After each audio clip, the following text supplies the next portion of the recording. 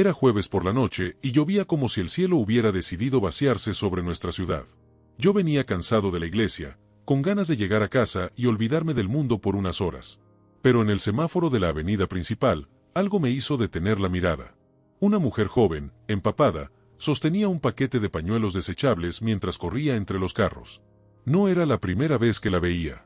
Durante semanas había observado a esta madre trabajando en ese cruce, siempre con un niño pequeño esperándola bajo el toldo de una tienda cerrada. Esa noche era diferente. El niño no estaba ahí. La mujer tropezó. Los pañuelos se esparcieron por el asfalto mojado y ella se arrodilló a recogerlos con desesperación. Los conductores pitaban impacientes. Algunos le gritaban que se moviera. Pero yo veía algo que ellos no podían ver, las lágrimas mezclándose con la lluvia en su rostro. Algo dentro de mí se quebró en ese instante. Bajé del auto sin pensarlo. Me acerqué mientras ella seguía juntando los pañuelos empapados, inservibles ya. Sus manos temblaban, no sé si por el frío o por algo más profundo. «Señora», le dije suavemente. Ella levantó la vista. Tenía los ojos hinchados, como si hubiera estado llorando mucho antes de que yo llegara. «No se preocupe, pastor», murmuró reconociéndome. «Ya me voy. Solo necesitaba vender estos últimos paquetes». «¿Dónde está su hijo?», le pregunté. La pregunta salió de mi boca sin que pudiera detenerla. Ella se quedó inmóvil, abrazando los pañuelos mojados contra su pecho. El semáforo cambió a verde, luego a rojo, luego a verde otra vez. Los carros siguieron pasando. Pero nosotros nos quedamos ahí, en medio de la lluvia, como si el tiempo se hubiera detenido. «Está en el hospital», susurró finalmente. «Tiene fiebre alta desde ayer. No tengo dinero para los medicamentos». Sentí como si me hubieran golpeado en el estómago. Esa mujer no estaba ahí por gusto. No estaba vendiendo pañuelos porque fuera fácil. Estaba luchando contra el tiempo, contra la desesperación, contra un sistema que la había hecho invisible. «Venga conmigo», le dije extendiendo mi mano. «Vamos a buscar a su hijo». Ella me miró con desconfianza. «No puedo aceptar caridad, pastor. Solo necesito trabajar». «No es caridad», le respondí, aunque en ese momento no sabía muy bien qué era. «Es lo que haríamos cualquier padre por otro padre». La lluvia arreció. Los pañuelos en sus brazos ya eran una masa húmeda e inútil. Pero ella no los soltaba. Se aferraba a ellos como si fueran lo último que le quedaba de su dignidad. «¿Por qué me ayuda?», me preguntó con una voz tan pequeña que apenas pude escucharla sobre el ruido de la lluvia. No tenía una respuesta. Solo sabía que no podía alejarme. No esa noche. No de ella. «Porque alguien tiene que hacerlo», le dije. Ella cerró los ojos por un momento, como si estuviera tomando la decisión más difícil de su vida. Cuando los abrió, había algo diferente en su mirada. No esperanza todavía, pero sí una rendición silenciosa. «Se llama Miguel», me dijo soltando finalmente los pañuelos. «Tiene 5 años y es lo único bueno que me ha pasado en la vida». Mientras caminábamos hacia mi auto, no sabía que esa noche cambiaría todo. No solo para ella y su hijo, sino para mí, para un hombre que los observaba desde la ventana de un edificio cercano, y para una niña rica que pronto necesitaría aprender lo que solo una madre como esta podría enseñarle. Pero eso aún no lo sabía. En ese momento solo sabía que una madre estaba sufriendo y que yo no podía fingir que no la había visto. En el camino al hospital, María Elena me contó su historia. No toda de una vez, sino en fragmentos rotos, como alguien que ha aprendido a medir sus palabras porque ha sido juzgada demasiadas veces. Tenía 26 años, aunque parecía mayor. La vida la había envejecido de maneras que el tiempo no podía explicar. Era ingeniera industrial, graduada con honores de una universidad prestigiosa. Había trabajado en empresas importantes hasta que quedó embarazada. El padre de Miguel desapareció cuando supo la noticia, me dijo mirando por la ventana. Su familia me echó la culpa. La mía me dio la espalda. De la noche a la mañana pasé de tener un futuro prometedor a no tener nada. Se quedó callada por un momento. Solo se escuchaba el sonido de los limpiaparabrisas luchando contra la lluvia. Traté de conseguir trabajo durante el embarazo. Pero nadie quiere contratar a una mujer soltera embarazada. Después del parto fue peor. No tenía con quién dejar a Miguel. Las guarderías costaban más de lo que podía ganar. Era un círculo vicioso. La voz se le quebró un poco. Los primeros años fueron los más duros.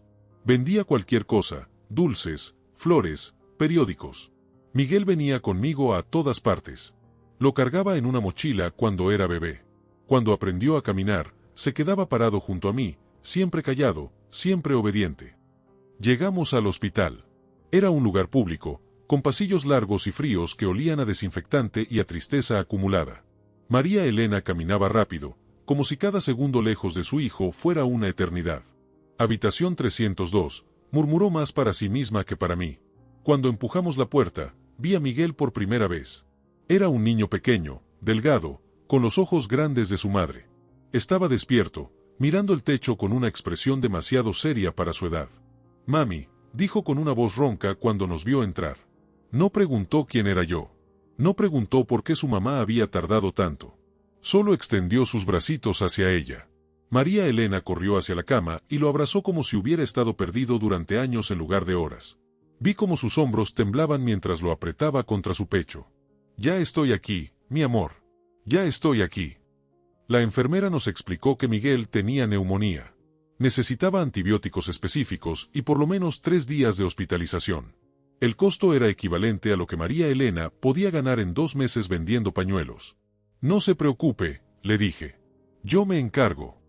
Pero ella negó con la cabeza. «No puedo aceptar eso, pastor. Ya es suficiente con que me haya traído hasta acá».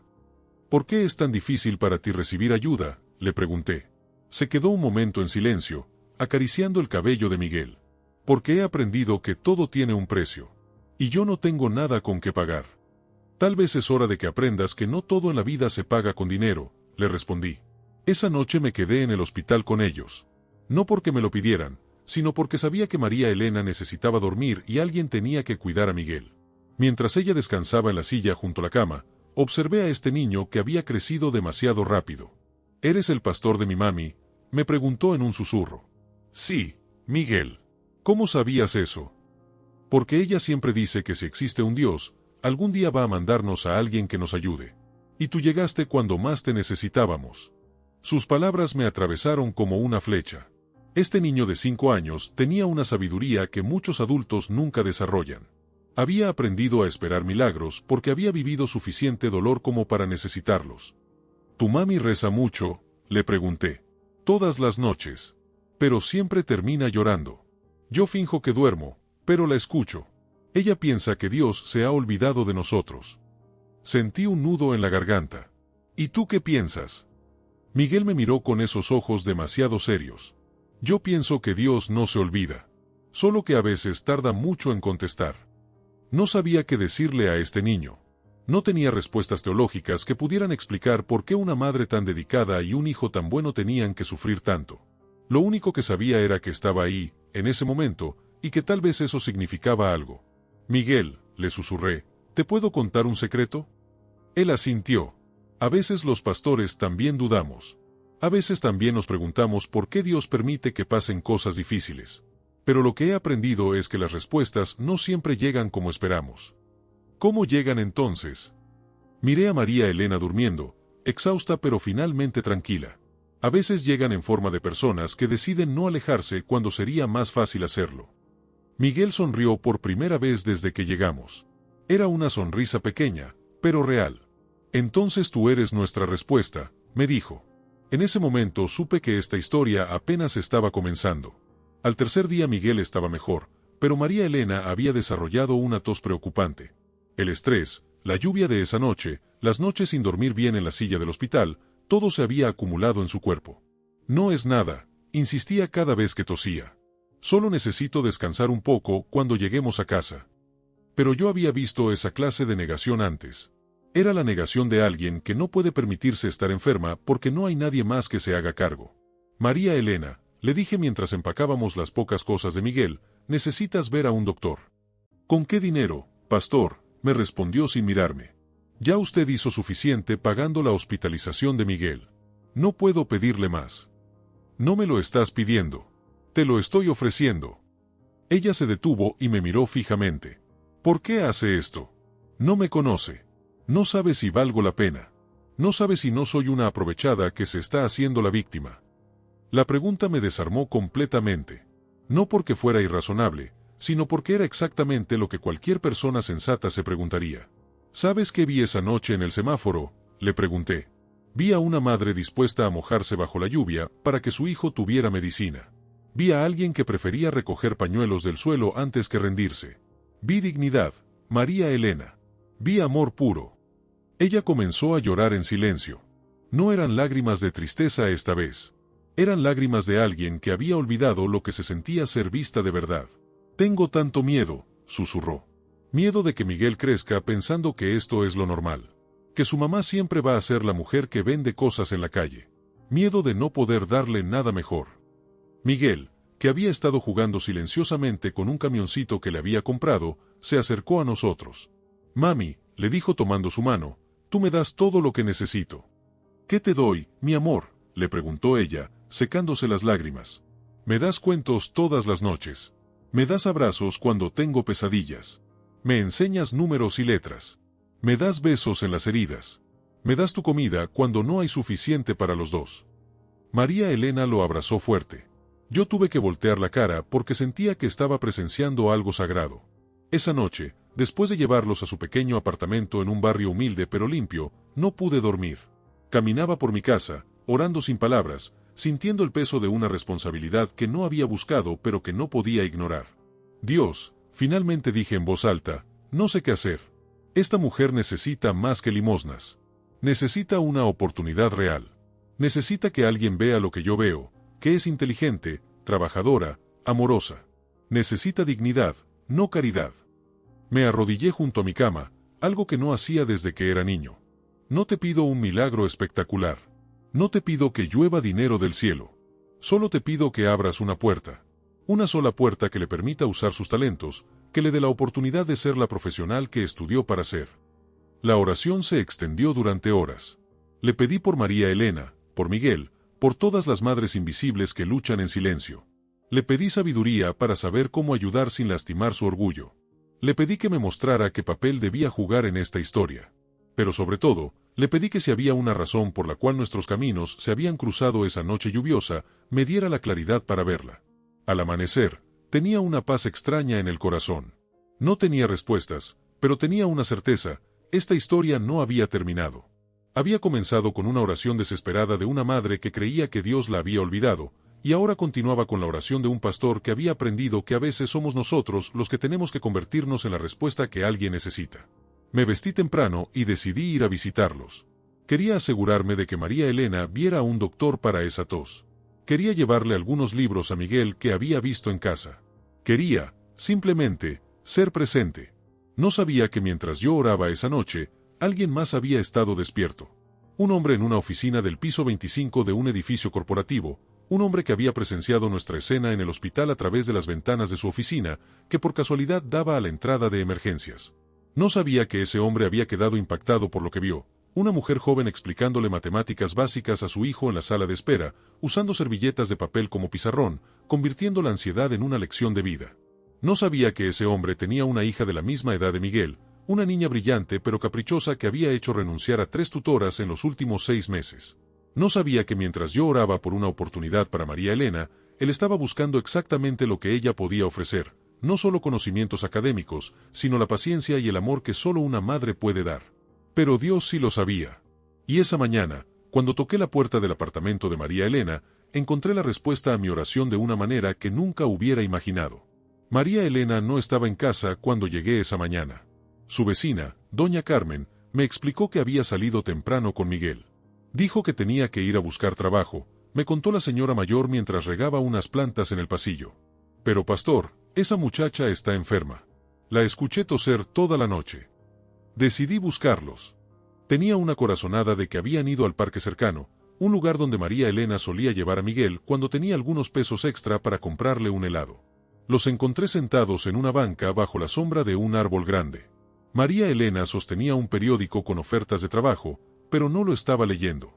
Estaba viendo a Miguel jugar con unas piedras pequeñas, organizándolas en filas y columnas.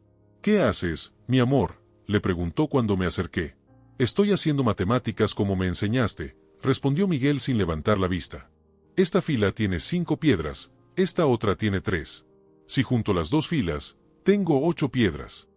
María Elena sonrió con orgullo. Muy bien, Miguel. ¿Y si quito 2 piedras de las 8? Me quedan 6, respondió inmediatamente. Yo me quedé impresionado. Este niño de 5 años estaba resolviendo problemas de suma y resta con una facilidad que muchos niños de primaria no tenían. «Buenos días», dije acercándome. María Elena se sobresaltó un poco. «Pastor, ¿cómo nos encontró?» Doña Carmen me dijo que habían salido. «¿Cómo se siente?» «Esa tos suena peor». «Estoy bien», mintió, aunque la tos la interrumpió inmediatamente. «Solo vine a buscar trabajo en el periódico, pero...» Se quedó callada, mirando las hojas en sus manos. ¿Pero qué? Pero todo pide experiencia reciente, referencias laborales, disponibilidad completa. Yo no tengo nada de eso. Han pasado 6 años desde que trabajé en una oficina. ¿Quién me va a contratar? En ese momento, Miguel levantó la vista de sus piedras. Mami, ¿por qué no les enseñas lo que me enseñas a mí? ¿Cómo, mi amor? Tú sabes muchas cosas. Números, letras, cuentos, cómo hacer que las cosas difíciles sean fáciles. Yo aprendo todo lo que me enseñas. María Elena lo miró con ternura. Ay, Miguel, eso es diferente. Tú me entiendes porque me quieres. Pero enseñar de verdad, ser maestra, eso requiere estudios que yo no tengo. Pero mamá, insistió el niño, tú me enseñaste a leer antes de ir al jardín. Tú me enseñaste los números. La señorita del jardín dice que soy el que mejor lee de toda la clase. Las palabras de Miguel me hicieron pensar. Aquí estaba una mujer con formación universitaria, con una paciencia infinita, con la capacidad natural de enseñar, y nadie la veía porque estaba vendiendo pañuelos en un semáforo. María Elena, le dije, Miguel tiene razón. Tienes un don para enseñar. Pero no soy pedagoga, pastor. No tengo título de maestra. No todos los maestros tienen títulos. Y no todos los que tienen títulos saben enseñar. En ese momento, mi teléfono sonó. Era un número que no reconocía. Disculpen, dije alejándome un poco para contestar. ¿Pastor Rodrigo?, preguntó una voz masculina al otro lado de la línea. Sí, ¿con quién hablo? Mi nombre es Eduardo Mendoza. Soy empresario aquí en la ciudad. Lo vi el otro día en el hospital con una señora joven y un niño pequeño. Me quedé sorprendido. Me vio en el hospital. Mi oficina tiene vista a la entrada de emergencias. Los vi llegando esa noche de lluvia, y después los observé durante los días que estuvieron ahí. Perdone la intromisión, pero me impresionó mucho algo que presencié. ¿Qué cosa? Vi a esa señora enseñándole matemáticas a su hijo en la sala de espera. Usaba servilletas de papel, los convertía en juegos. El niño estaba enfermo, ella se veía agotada, pero nunca perdió la paciencia. Lo más impresionante es que el niño aprendía. Realmente aprendía. Mi corazón comenzó a latir más rápido. ¿Por qué me cuenta esto, señor Mendoza? Porque tengo una hija de 5 años que es muy inteligente, pero extremadamente difícil. Ha hecho renunciar a 3 tutoras en 6 meses. Ninguna ha logrado conectar con ella. Pero lo que vi en ese hospital, esa paciencia, esa manera natural de enseñar. No podía creer lo que estaba escuchando. ¿Está usted ofreciendo trabajo a María Elena?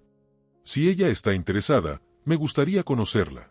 No busco solo una tutora académica. Busco a alguien que pueda enseñarle a mi hija no solo matemáticas o lectura, sino valores, paciencia, humildad. Cosas que el dinero no puede comprar. Miré hacia María Elena, que seguía sentada en la banca viendo a Miguel organizar sus piedras, sin imaginar que su vida estaba a punto de cambiar para siempre.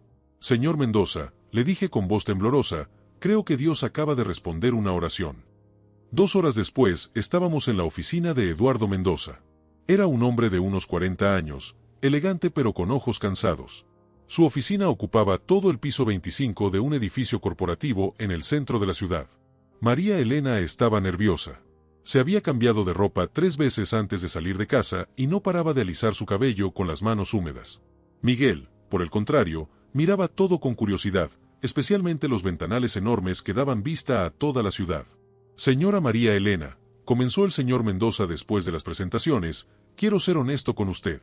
Mi hija Sofía es muy inteligente, pero también muy difícil. Ha tenido las mejores maestras privadas, los tutores más caros, pero ninguno ha logrado que ella realmente aprenda. No porque no pueda, sino porque se aburre, se frustra, o simplemente decide que no quiere cooperar. María Elena asintió nerviosamente. Entiendo, señor. Pero yo no soy maestra titulada. Solo soy una madre que... Permíteme interrumpirte, dijo levantando la mano suavemente. Eso que vi en el hospital no se aprende en ninguna universidad. Vi paciencia verdadera. Vi amor genuino. Vi a alguien que puede convertir un momento difícil en una oportunidad de enseñanza. En ese momento se abrió la puerta y entró una niña pequeña con cabello rizado y ojos inteligentes pero desafiantes. Era evidente que era hija de Eduardo. Tenía sus mismos ojos oscuros y su misma determinación en la mirada. «Papá, dijiste que querías que conociera a alguien», dijo la niña con un tono que sonaba demasiado adulto para su edad. «Sofía, ella es María Elena. Y él es Miguel». Sofía miró a María Elena con curiosidad, pero su atención se dirigió inmediatamente a Miguel, quien había estado observando una ecuación matemática escrita en el pizarrón de la oficina. «¿Sabes resolver eso?», le preguntó Sofía señalando el pizarrón. Miguel se acercó y miró los números. «Es difícil», dijo honestamente, «pero mi mamá me enseñó que cuando algo es difícil, hay que dividirlo en partes pequeñas». «¿Cómo?», preguntó Sofía, ahora genuinamente interesada. Miguel miró a su madre pidiendo permiso. María Elena asintió con una sonrisa. «Mami, ¿puedo usar el pizarrón?». María Elena se acercó y, con la naturalidad de alguien que había hecho esto miles de veces, comenzó a explicar el problema paso a paso.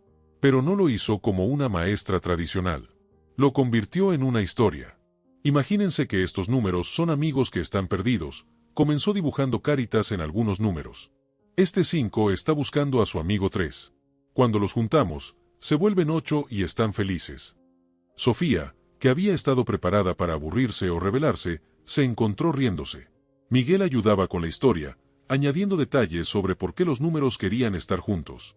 Eduardo me miró con asombro. Su hija, la misma niña que había hecho llorar a tutoras con doctorados, estaba participando activamente, haciendo preguntas, resolviendo problemas.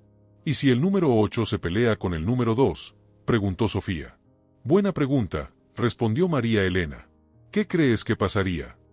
Se separarían, dijo Sofía pensativa. Exacto. Y cuando se separan, ¿cuánto queda? 6, respondió Sofía, luego miró a Miguel. ¿Verdad? Sí, confirmó Miguel. Pero yo creo que después se van a reconciliar porque los amigos siempre encuentran la manera de arreglar sus peleas. Eduardo tenía lágrimas en los ojos. En 15 minutos lograron que mi hija aprendiera más que en 6 meses con otros tutores, me susurró. La siguiente hora fue mágica. María Elena trabajó con ambos niños, adaptando cada explicación a sus niveles diferentes pero manteniéndolos enganchados en la misma actividad. Sofía, acostumbrada a ser la única en recibir atención educativa, parecía disfrutar enseñándole cosas a Miguel. Y Miguel, que nunca había tenido un compañero de juegos de su edad con sus mismos intereses, florecía ante mis ojos. María Elena, dijo finalmente Eduardo, no necesito ver más. Quiero ofrecerle un trabajo. Ella se quedó inmóvil. ¿En serio? Muy en serio. Necesito que sea la tutora privada de Sofía. 5 días a la semana, 6 horas al día. El salario es 3 veces lo que ganaría en cualquier empresa como ingeniera industrial. María Elena se llevó las manos a la boca. No puedo creerlo. Pero hay una condición, continuó Eduardo con una sonrisa. Miguel tiene que venir con usted. Sofía aprende mejor cuando él está aquí. Además, recibirá la misma educación privada que mi hija. Papá, interrumpió Sofía, Miguel va a venir todos los días. Si su mamá acepta el trabajo, sí. Sofía corrió hacia María Elena y la abrazó. Por favor, di que sí. Por favor. Miguel es mi primer amigo que sabe de números tanto como yo. Miguel miró a su madre con ojos brillantes. Mami, esto significa que ya no tienes que vender pañuelos en la lluvia. María Elena se arrodilló y abrazó a su hijo. Las lágrimas corrían por su rostro, pero esta vez eran lágrimas de alivio, de gratitud, de esperanza. Sí, mi amor. Esto significa que podemos comenzar una nueva vida. Esa noche, mientras cenábamos en un restaurante para celebrar, María Elena me tomó de la mano. Pastor, me dijo, usted me preguntó por qué era tan difícil para mí recibir ayuda. Era porque había perdido la esperanza de que alguien viera algo bueno en mí. Pero usted no solo me vio. Oró para que otros me vieran también.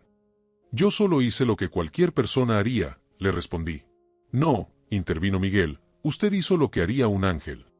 6 meses después, visité a María Elena en su nueva casa. Era pequeña pero cómoda, con un jardín donde Miguel podía jugar y un estudio donde ella preparaba las clases para Sofía. ¿Sabes qué es lo más increíble de todo esto?, me preguntó mientras veíamos a los niños jugar en el jardín. ¿Qué? Que nunca se trató de dinero. Se trató de dignidad.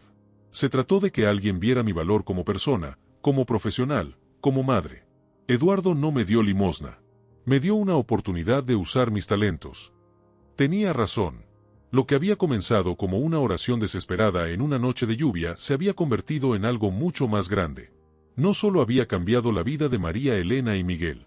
También había cambiado la de Sofía, que ahora tenía una maestra que la amaba como una segunda madre. La de Eduardo, que había encontrado paz viendo a su hija feliz y aprendiendo. Y la mía, porque había aprendido que a veces somos nosotros los que tenemos que convertirnos en la respuesta a las oraciones de otros. La última vez que pasé por el semáforo de la avenida principal, había otra persona vendiendo pañuelos bajo la lluvia. Me detuve, bajé del auto, y pregunté, ¿necesita ayuda? Porque ahora sabía que detrás de cada persona que lucha en silencio hay una historia que merece ser escuchada, un talento que merece ser reconocido, una dignidad que merece ser restaurada. Y que a veces, solo a veces, todo lo que se necesita es que alguien se detenga en medio de la lluvia y decida no mirar hacia otro lado. María Elena me enseñó que los milagros no siempre llegan como rayos de luz desde el cielo. A veces llegan en forma de oportunidades, de encuentros casuales, de personas que deciden ver lo invisible. Su historia me recuerda que en este mundo hay millones de madres como ella, brillantes y trabajadoras, que han sido convertidas en invisibles por circunstancias que escapan a su control. Madres que venden dulces en los semáforos, pero que podrían estar dirigiendo empresas. Madres que limpian casas ajenas, pero que podrían estar enseñando en universidades. Madres que cargan a sus hijos pequeños mientras buscan trabajo, demostrando una fortaleza que ningún título académico puede otorgar. El verdadero milagro no fue que Eduardo apareciera en nuestras vidas. El verdadero milagro fue que María Elena nunca dejó de ser madre, nunca dejó de ser maestra, nunca dejó de ser la mujer extraordinaria que siempre había sido, a pesar de que el mundo la tratara como invisible. Hoy, 2 años después, Sofía está en el primer lugar de su clase. Miguel ha saltado un grado completo y sueña con ser ingeniero como su mamá. María Elena ha comenzado a estudiar una maestría en educación, financiada por Eduardo, quien dice que es la mejor inversión que ha hecho en su vida. Pero lo que más me emociona es que María Elena ha comenzado a dar clases gratuitas los sábados en nuestra iglesia, para otros niños cuyos padres no pueden pagar tutores privados. Cada sábado llegan más niños. Y con ellos, llegan madres que reconocen en María Elena algo familiar, la fuerza de una mujer que se negó a rendirse. Pastor, me dijo el sábado pasado después de la clase, ahora entiendo por qué tenía que pasar por todo eso. No era solo para que yo encontrara mi camino. Era para que pudiera ayudar a otras madres a encontrar el suyo. Esa noche, mientras cerraba la iglesia, encontré una nota doblada que alguien había dejado en el altar. La letra era temblorosa, probablemente de una madre cansada. Dios, no sé si me escuchas. Soy invisible para el mundo, pero mis hijos me necesitan. Si existe una salida de esta oscuridad, por favor, muéstramela. Si hay alguien que pueda verme como algo más que una mujer desesperada, por favor, ponlo en mi camino. Sonreí mientras leía la nota, porque sabía que en algún lugar de esta ciudad, tal vez en ese mismo momento, esa oración estaba siendo escuchada. Y sabía que mañana, cuando pasara por los semáforos de mi ciudad, estaría buscando no solo a quien necesita ayuda, sino a quien tiene algo extraordinario que ofrecer y solo necesita que alguien se tome el tiempo de verlo. Porque esa noche de lluvia aprendí que los milagros no son eventos sobrenaturales que rompen las leyes de la naturaleza. Los milagros son momentos cotidianos donde decidimos actuar con amor en lugar de indiferencia, donde elegimos ver en lugar de ignorar, donde nos convertimos en puentes entre la desesperanza de alguien y su destino. María Elena sigue siendo la misma mujer que conocí esa noche en el semáforo. Sigue siendo madre, sigue siendo luchadora, sigue siendo extraordinaria. La única diferencia es que ahora el mundo puede ver lo que yo vi desde el primer momento, una mujer que nunca perdió su dignidad, aunque la vida tratara de arrebatársela. Y Miguel sigue siendo el niño sabio que me enseñó que a veces los más pequeños entienden mejor que los adultos cómo funciona la esperanza. El otro día me dijo, Pastor, ¿sabes por qué creo que Dios tardó tanto en contestar las oraciones de mi mami? ¿Por qué, Miguel? Porque tenía que esperar a que usted también estuviera orando. A veces las respuestas necesitan 2 personas, una que pida y otra que esté dispuesta a ser parte de la respuesta. Esas palabras se han quedado conmigo desde entonces. Porque creo que Miguel tiene razón. Creo que hay oraciones esperando ser contestadas en cada esquina de nuestra ciudad, en cada semáforo, en cada lugar donde alguien lucha en silencio. Y creo que la diferencia entre una oración que se queda en el aire y una oración que se convierte en milagro somos nosotros, las personas que decidimos no caminar de largo, que elegimos detenernos bajo la lluvia, que nos atrevemos a ver lo extraordinario en lo ordinario. Por eso, cada noche antes de dormir, sigo orando. No solo por las personas que necesitan ayuda, sino también por las personas que, como yo esa noche, pueden elegir entre alejarse o quedarse. Porque al final del día, todos tenemos la oportunidad de ser parte de la respuesta que alguien está esperando. Y quién sabe, tal vez tú que escuchas esta historia también tengas una María Elena esperando en tu camino. Tal vez en tu oficina, en tu vecindario, en ese semáforo por donde pasas todos los días. Solo recuerda, detrás de cada persona que lucha hay una historia que merece ser conocida, un talento que merece ser descubierto, una dignidad que merece ser restaurada. Y a veces, solo a veces, todo lo que se necesita es que alguien se detenga y decida creer en los milagros que nacen cuando el amor se encuentra con la necesidad. Esta es la historia de María Elena, de Miguel, de Sofía, de Eduardo y de un pastor que aprendió que las oraciones más poderosas no son las que pedimos, sino las que estamos dispuestos a responder.